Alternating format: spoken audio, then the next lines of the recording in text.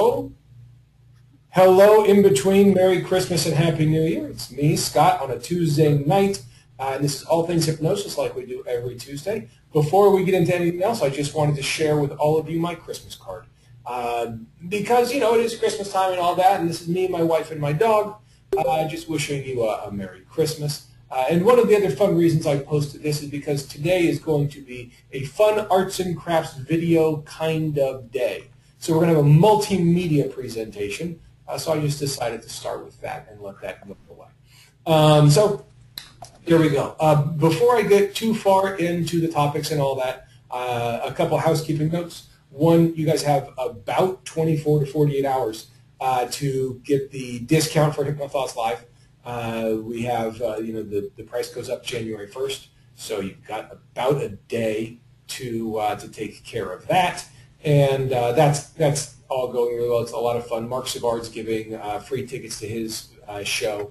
Anybody who signs up, Kevin Mine is giving 50% off discount for his show for anybody who comes. And obviously we have our entertainment during the conference as well.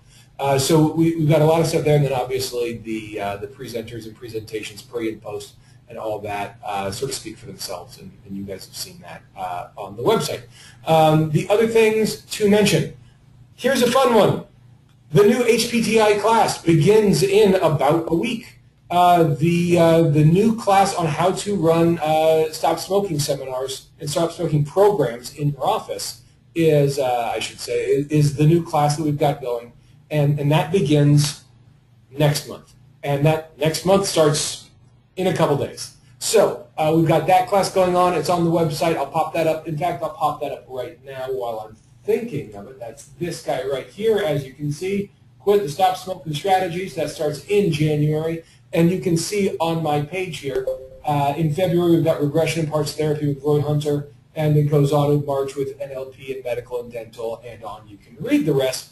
Of course, those are the classes that have the live interactive component. All of our other courses are available anytime you want. And we've had a real great interest in that over the last few months, and that's been an experiment we've been playing with, and that experiment is absolutely working. And as you guys know, HPTI is all about kind of pushing boundaries and experimenting and playing with things, and playfully turning things on their heads, seeing what we can work on, and growing over the last 3 years. I mentioned this last week, but I'll mention it again.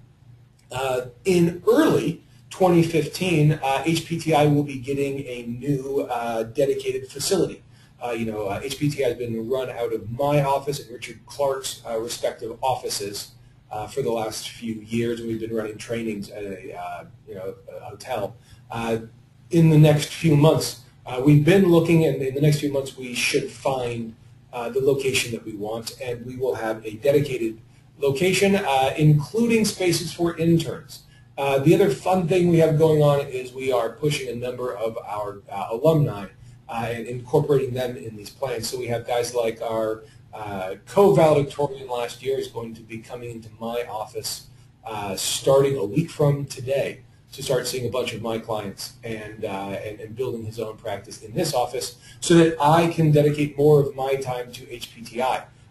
We really see where this school is at a big launch pad, and with the number of students we have growing year over year, the number of simultaneous students we have growing. Right now we have just a big chunk of students taking a wide variety of our classes because you can take them at any time now. And so we see this as a really exciting time for HPTI. We see a lot of you wanting to learn online, which leads me to the other thing before we get into the class, which is Hypnosis 101. We're finding a location for that. Because the new location, so we normally do one in January in LA. We're not doing that in January in LA this year. However, we're going to be finding other locations and other people worldwide to be teaching Hypnosis 101 for us.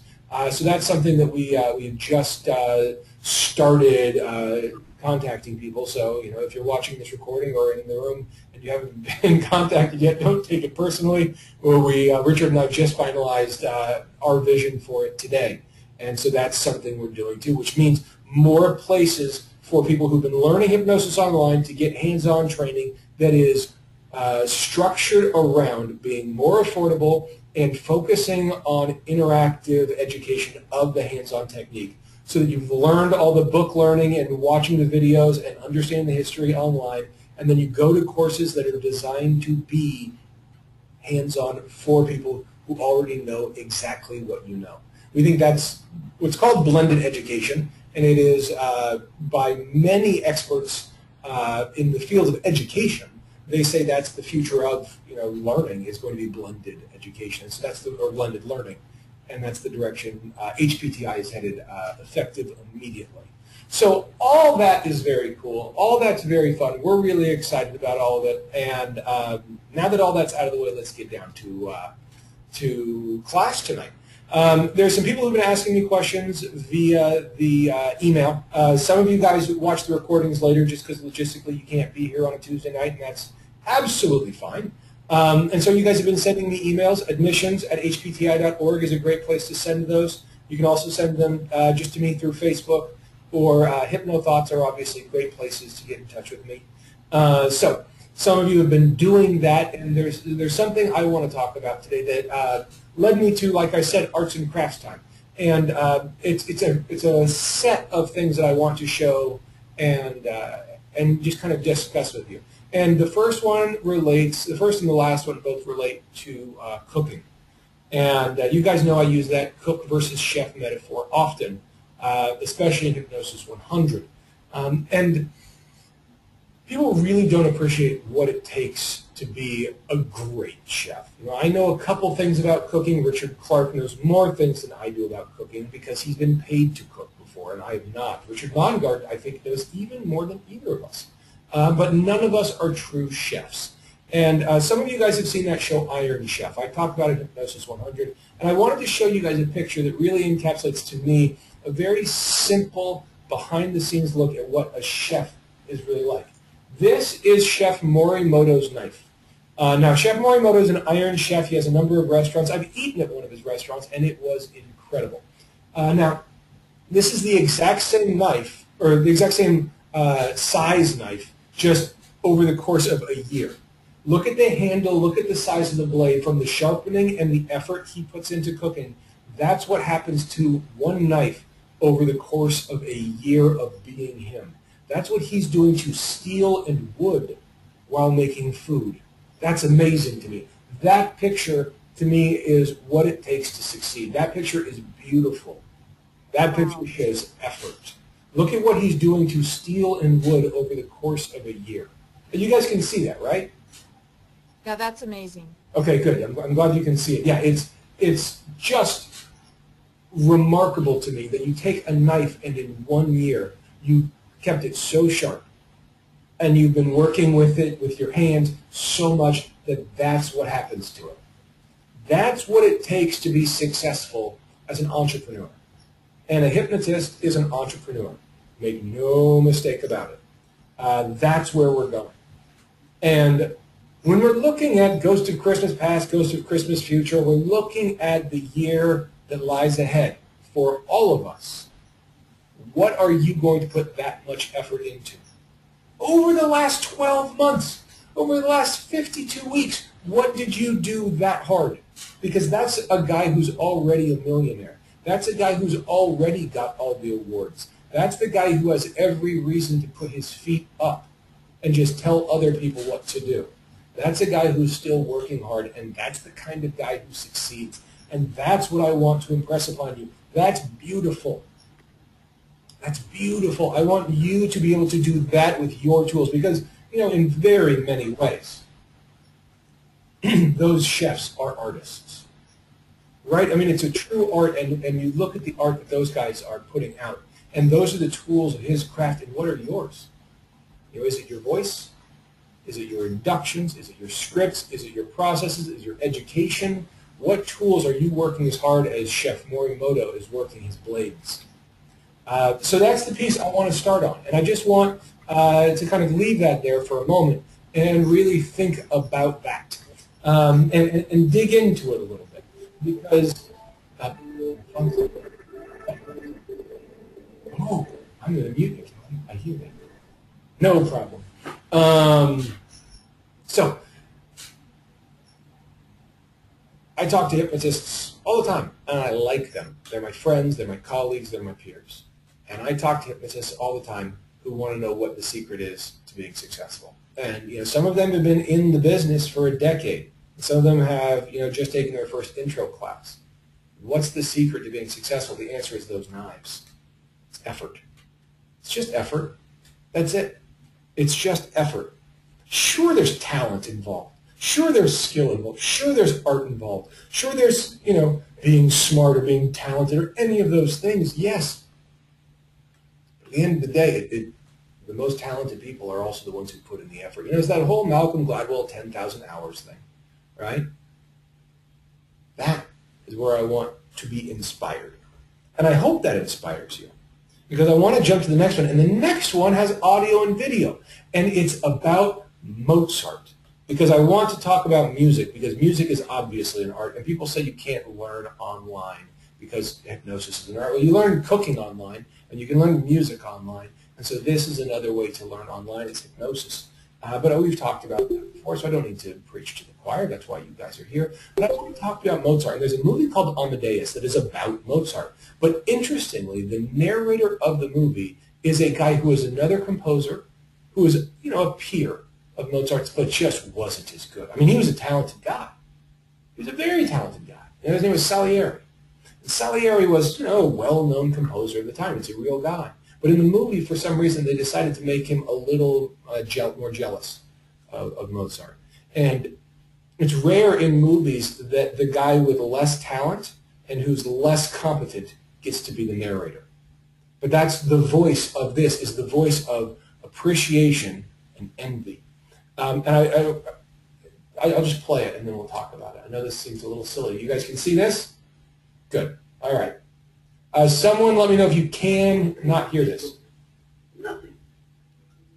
The beginning is simple, almost comic. Just a pulse, bassoons, basset horns, like a rusty squeeze box.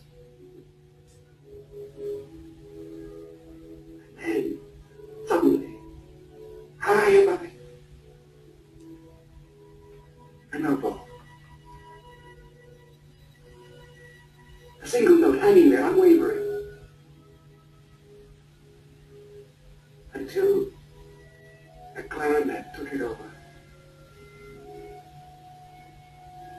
sweeping it into a phrase of such delight.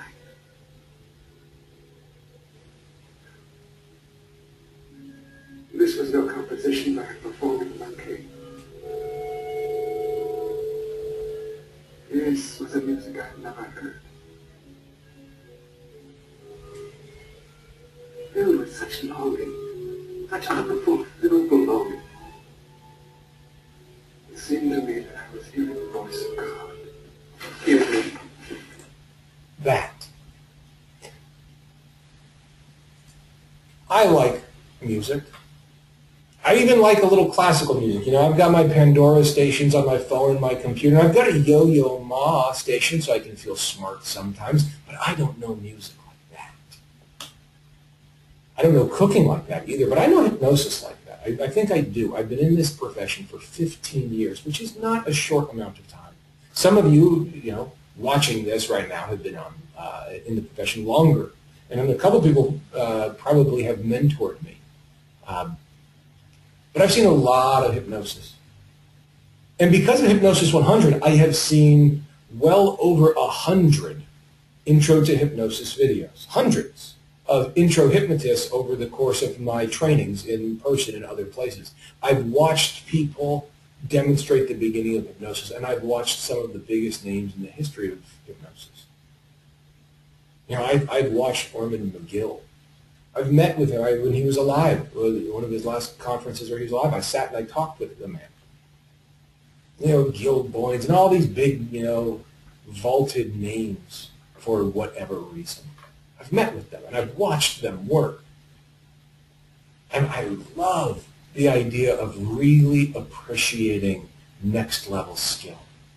And I want you to enjoy that as much as I do about hypnosis. It's such a beautiful part of our profession to critique Not criticize, but just enjoy. The way a sommelier can enjoy the finer points of wine. The way Siskel and Ebert could talk about a really great movie, right? That, to be able to do the way Salieri just talked about the first time he heard Mozart. You know, just to give you examples of why this is such an important part of our profession, just such a wonderful and enjoyable part of our profession. The first, Martin Peterson is a presenter at HypnoThoughts Live. I had known of him, and he and I had talked online, and I had met him once. The first time I saw him do real work was at a keynote, and it was demonstration work. It wasn't work with a real client, but it was at a keynote for Shelley Stockwell's organization. And he was giving the keynote. I watched him work up close. I was right there. And I watched him work. And I watched that guy's footwork. I watched the nuances and the subtleties. I watched how he set up his languaging. And I saw that and I said, that guy has done his homework on the little things. That guy knows exactly what he's doing up there. That guy deserves to be up there. I was talking with Etienne, the co-valedictorian of HPTI last year, when I told him I wanted him to take over a day in my practice. Now, I have been in this building for 10 years, and I have never offered that to a hypnotist. And I told him that. I said, I want you to do this. And I want you to take all these clients. I want you to run with them. He was like, why are you giving this to me? I said, because you've got the goods. And he said, you've never really seen me work. And I said, I've seen you do a lot. I've watched all your videos you've ever submitted to HPTI. I've had a lot of conversations with you. I've read your papers. I've seen your work. You've got the goods. And it didn't take much. And Salieri looked at a couple pages before he realized he was looking at something special. And you can do that. If you try, if you work, if you put in the effort, you can go to a hypnosis conference, any of them. This isn't a sales pitch for mine. Go to any of these conferences. Go to any of these trainings. Go to any of these practice groups or chapter meetings. And when you see someone who's got the goods, it's special. It really is. When you can appreciate the deeper levels of this, that's where the good hypnosis is. And I talk to people who absolutely miss it. That goes right by them. It goes right by them because they never bothered to learn how to appreciate it. They don't know the difference. They're just looking for what they can copy-paste. And I don't mean steal. I mean maybe steal, but I don't just mean that. I mean they're just looking to rubber stamp. And they're missing the best part. You know, there's always people in this industry who steal because people steal in every walk of life. It's not unique or special to ours. It's just part of it. And I think those people miss the camaraderie. I think those people miss the community. I think those people miss the real great conversations. I want you to not miss those. Even online. Have them online. But you can watch and you can see someone's doing stuff that's next level. Right? And you can see, sure, you know, you get those kind of street guys like Darren Brown, and you can see that kind of Darren Brown stuff, and he's, for all his showmanship, his fundamentals are obviously, you know, rock solid. And you know, there's all sorts of stuff that he's doing there, and that's neat, yeah. But when you watch somebody do something you've never seen before, when you watch somebody do something that you've never heard of, that's neat. Not just, oh, wow, I've never seen a rapid induction, there's a rapid induction. Oh, wow, look, that guy's on the ground. No. I mean something special. That's what I'm talking about. And I want you to understand the difference between showy and special. Some of my favorite things I've seen in this profession are the subtlest. Just the nuances, the hints, the class, the gracefulness. That's what I'm talking about. And that comes from the way Morimoto can cut that stuff. And that's why his knife is always so sharp. I want to do one more on Mozart. Let's pull up another Mozart. This is him having the epiphany of just how good Mozart really is. And music. Finished as no music is ever finished. It plays one note, and there would be diminishment. This plays one phrase, and the structure would fall. It was clear to me that sound I had heard in the Archbishop's palace had been no accident. Here again was the very voice of God.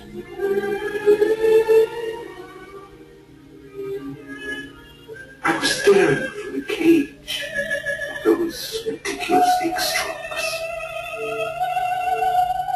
at an absolute beauty.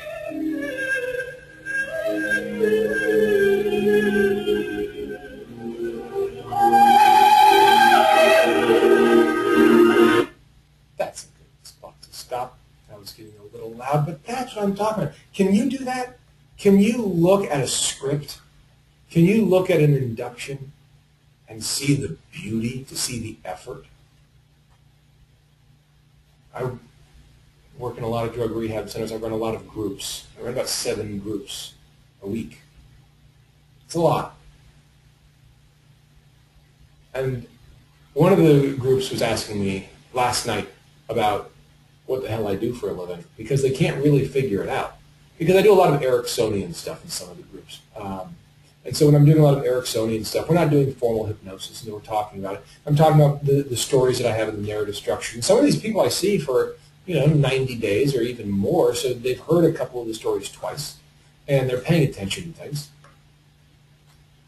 And one of the guys, who's actually a rather smart guy, he said, "You're really working up there." And I was like, "What do you mean?" He goes, "I can tell you've put a lot of effort into these stories. You put a lot of effort into this, and this is finely tuned. I don't know why it's so finely tuned. I don't know what you're doing, but I can tell this isn't a casual story. You're working your butt off." And I said, "You're right." He said, "What did you do, just sit in front of a mirror for a year?" And I said, "Yeah, I did. And I audio recorded myself, and I video recorded myself, and I listened to myself while I was driving, and I was obsessive about it because I wanted to get great at it." The worst time to learn karate is when you're being punched in the face. I think Kelly could give us better advice on that. But it's true, the best time to play into tree is 30 years ago. And, it goes back to one of the things I've said a number of times on here, which is if you want to be great when everyone's watching, you have to decide to be great when nobody's watching. You got to be great when nobody's watching. And then when you do, you get to be part of that level of appreciation, that level of beauty. That stuff's out there in our profession. That stuff's out there. It really is. You got to find it. And most hypnotists don't. They don't look for it. They don't seek it out. They're not curious about it. They're wondering, how quickly can I put up a shingle? How few classes do I have to take? How little work do I have to do? And that is a recipe for missing all of this. I'm not saying don't put up a shingle. I'm not saying don't make money. Of course I want you to be successful in whatever ways you determine success. You've got to know what good is when good smacks you in the face. There are people that I don't particularly get along with personality-wise in our profession, but I can't ignore their skill. I go, you know what, me and that guy, we don't see eye to eye on stuff, but the guy's got the goods. I would never do things the way he does things, but you can't deny it. He's getting success. And what's that, Richard? That's my buddy Jerry telling me that he fixed my daughter's car while I try to figure out how to mute the damn microphone. I'll mute you for you. I've muted you, don't worry. That's Richard Nongard, everybody. Yeah, that, right? I mean, you look at people who, Roy Hunter and I have a very different style. I think everybody in here knows that I have a great respect for Roy is just a wonderful person. I would never practice hypnosis the way Roy practices it, and I don't think he would ever want to practice it my way either. But that's not to say we don't recognize the skill that the other has. He's just an example, and an easy example. But looking at somebody who's done it, looking at that, I think is wonderful. Last arts and crafts video of the day. Back to cooking. No more Amadeus. We're going to Gordon Ramsay. Gordon Ramsay talking about sushi. At the deep end, I've come to the award-winning Aya restaurant in the West End. The sushi chefs here have trained for up to 10 years and are all experts hand-picked from Japan. Teaching me today is sous chef Yang Wen Quinn, overseen by sushi master Kara-san. Hi, how are you? Good to see you. Okay. I'll be tackling 3 sushi classics: dragon roll, scallop nigiri, and spicy tuna roll. But first, it's back to basics. Rice. So how long would you wash rice for when you first arrived in a Japanese kitchen? For 3 years minimum. 3 years? 3 years. Just washing rice? Carl-san, he did rice for 6 years. Was he a naughty boy? The rice is washed 3 times, leaving it soft but sticky enough to mold. And this is the most important thing for sushi, because we say the sushi rice is the heart for sushi. Yes. Yeah. I've been fast-tracked through years of rice washing, and now it's time to learn how to make my first dish. A real work of art. The dragon roll.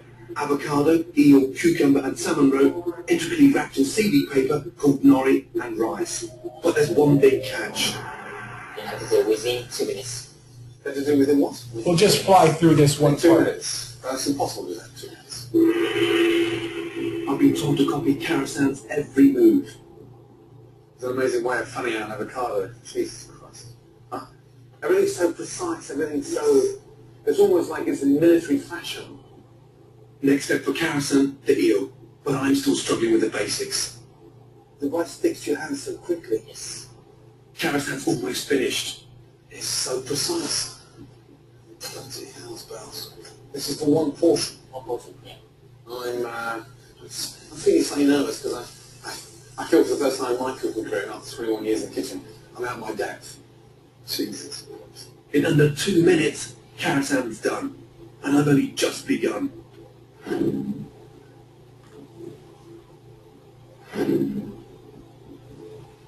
It's incredible, the level of concentration. Shit. No. Yeah, that's enough. I don't need to play the whole thing for you to see that 12 minutes in, he's not done plating. That's a world-class chef who can't keep up with that guy. Did you notice they said they wash rice for at least 3 years before they get to go to the next phase? That's commitment to doing something that they see worthwhile. That's what I want to talk about. That level of commitment. That level of saying, I know the details matter. And I know a lot of hypnotists who don't want the details to matter that much. Okay. Do you want to be McDonald's, or do you want to be world-class sushi? What kind of private practice do you want to have? What kind of skill set do you want to have? Do you want to be great? Because great just comes from working harder. I mean, it's not a magic formula. They just put in the effort. The sous chef at that restaurant said that the other guy who was above him, a higher-ranking chef, washed rice for 6 years. 6 years of just being in charge of washing rice. Would you do that for hypnosis? Could you put your ego aside? Because those guys aren't nobodies. Those guys are handpicked. You didn't hear the part. Everybody there is recruited and handpicked and invited to come work there. Once you're invited, hey, congratulations, you're a big deal. You're washing rice for the next 3 years. Wow. But if I'm a big deal, why can't I just be a big deal? Because you're not ready. You're ready to wash rice. Think about that. That says a lot. Oh my gosh, there's all sorts of stuff saying in the chat room. I didn't even see all that in the chat room. Look at that. Wow, the chat room didn't catch up. Ah, now I'm reading it. Good stuff. Sorry, I needed to catch up on that. Thank you. Yeah, the software's acting kind of funky tonight. Oh well.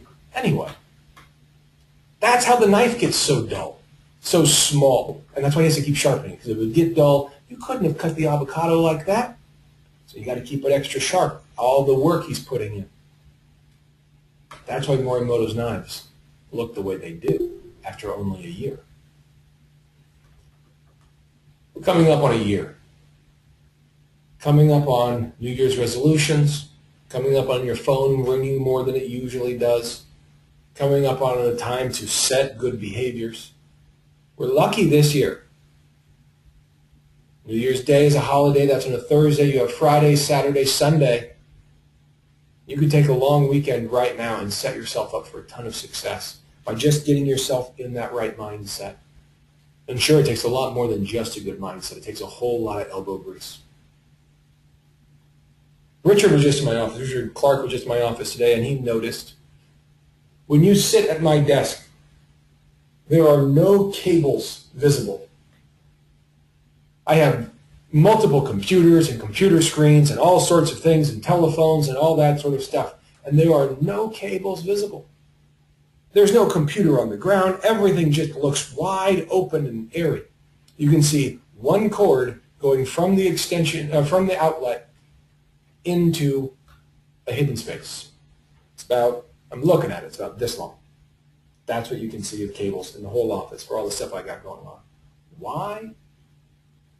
I want it to be nicer. Because details matter. Because little things become big things, and where you start cutting corners is a weakness. Let's just do everything right. Let's not settle. Let's do things excellently. Let's not get lazy. So many hypnotists get lazy, and then they wonder why there's not the success they want.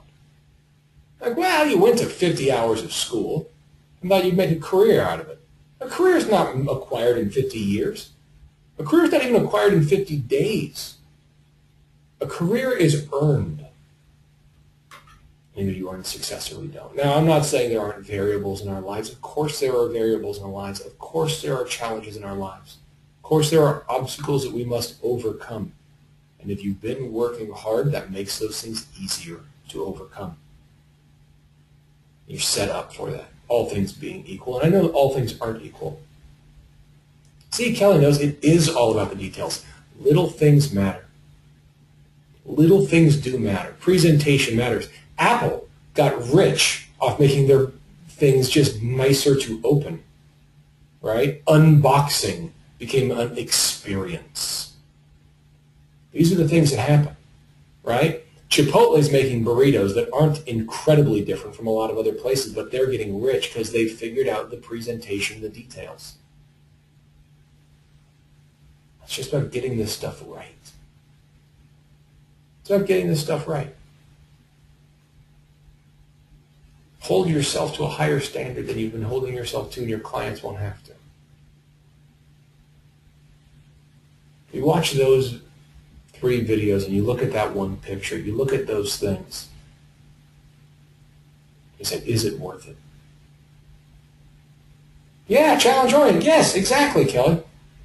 Yeah, see Kelly overcome an obstacle. Well, you know, she went down and she didn't stay down.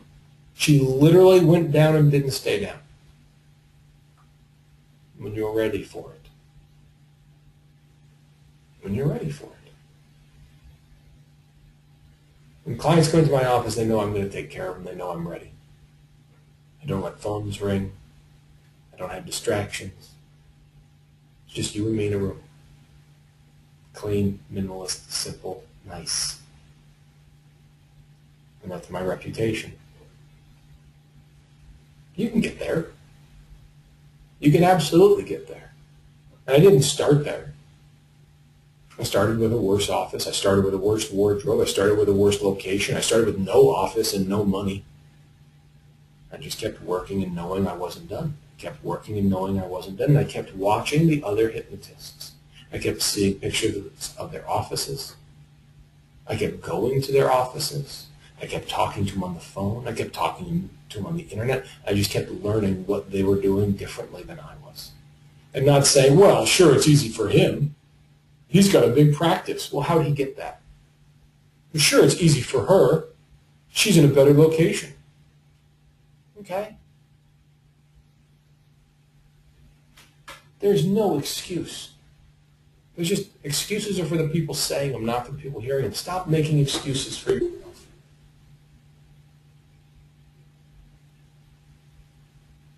Yeah, Kelly, you're right. We had to learn the hard way.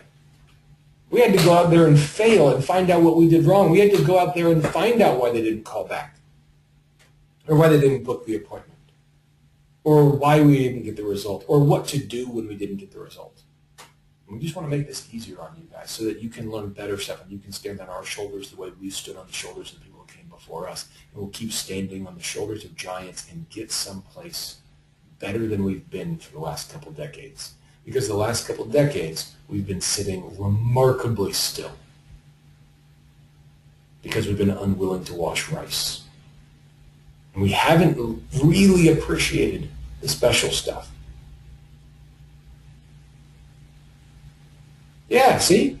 Kelly says, for the people watching the recording, Kelly says her sensei, Kelly's by the way a black belt, my sensei calls excuses back doors, so shut them. They really are, right? This is the thing. I want you to be happy. I like doing that. I like helping people. And I think the best way for me to help people right now is to help more hypnotists help more people. So I've taken an entire day of my practice every Tuesday is dedicated to you guys. Every Tuesday is dedicated to us as a profession, hopefully. Hopefully.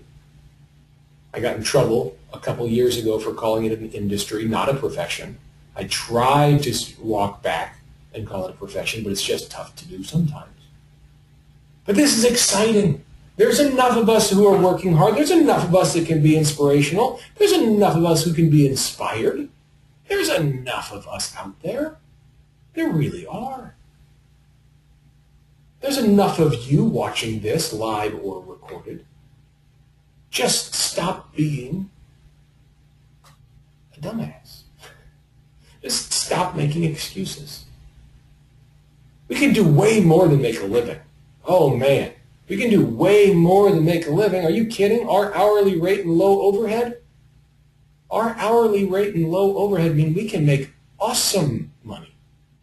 We can help a ton of people. Yeah, William just said profession/industry, either way, it's about earning a living helping others with this special skill. Exactly. If you lived in the world of Harry Potter, you would want to get really good at magic. Well, you live in this world, and hypnosis is one of the things that is an option to you. You're going to be in this profession. You want to be good at it. You don't want to be the substitute teacher of this profession. You want to be the real deal. That's it. You can work just as hard as somebody and just have a bad plan and have no style and no unique qualities being presented in your work. But if you've been putting your heart and soul into this career, you can't help but have your heart and soul be demonstrated. If you've been working to get great at this, you can't help but let those good things show. And people who know how to find it will appreciate it, and they'll recognize it, and they'll help you. I'll help you. There's a lot of people in this chat room that'll help you. There's a lot of people on HypnoThoughts that'll help you. We are happy to help you. We won't do it for you. We can't. We can't. Only you can make you succeed. We can't drag you kicking and screaming towards your own success. And hypnosis is sure as heck not going to help you. The industry is not going to help you succeed. You need to help it. It needs your help, not the other way around. Yes, a treatment team. Kelly, you said integrative team. I like the term treatment team. I know we're not supposed to use the word treat, but when we're part of a team, it's fair. That's where we go. That's where we go. I'm happy to help. I'm sure a number of the other people who are in here so that they can help. A couple of Richards, a William, a Kelly, and there's a number of other people in here who are here because they've already succeeded, because they're already succeeding, and they want to share and help. There's a lot of us out there who would love to have you stand on our shoulders. I would love to have someone stand on my shoulders. I'd be happy to do it. But you got to climb your ass up there by yourself. You got to work. Are you ready to do that in 2015? Are you ready to succeed in 2015? This isn't a motivational speech. This doesn't mean to be. It's just honest. It's how I feel. I talk to so many hypnotists who explain to me why they can't succeed or why they haven't succeeded. I've got a fun story. The International Space Station is probably the crowning achievement of humanity, right? It is a permanent settlement off of Earth. We've only made one of them. All right? We have one of those things. Who was the first American in the International Space Station, and what were his qualifications? One of you is thinking maybe it was Neil Armstrong or Buzz Aldrin. Maybe it was Chuck Yeager, some guy who has a ton of experience, some astronaut, some Air Force pilot, some guy who could fly anything. Turns out no. In fact, the first guy from America in the International Space Station was not even in the Air Force. He was in the Navy. He was a Navy SEAL, as a matter of fact. And they said, why should we put you in the International Space Station? And he said, because it's international. They said, but you're not a diplomat. He said, no, but I am one of the best people on Earth at killing people with knives. They said, what? And he said, if things go wrong up there with the Russians, would you like a diplomat or would you like to win in space? And so we sent him. You know, you watch the movie Armageddon, and you go, there's no way we would send these roughneck dudes to outer space. We should send astronauts to do it. We already did that. You don't have to be the most qualified at everything, but you got to be working your butt off at something. And it turns out that thing is going to show.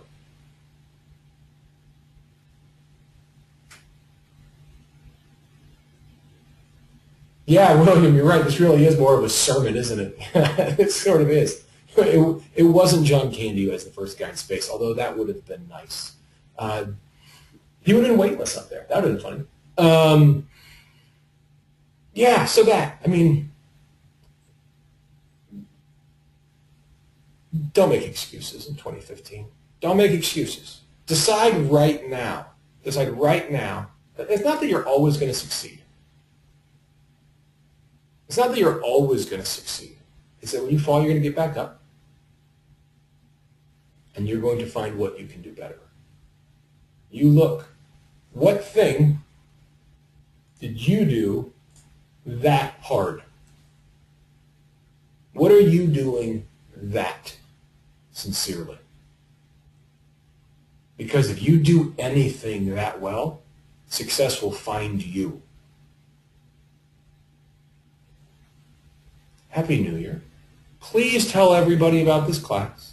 Please share the link when you see it. And we will talk to you guys in 2015. Happy New Year.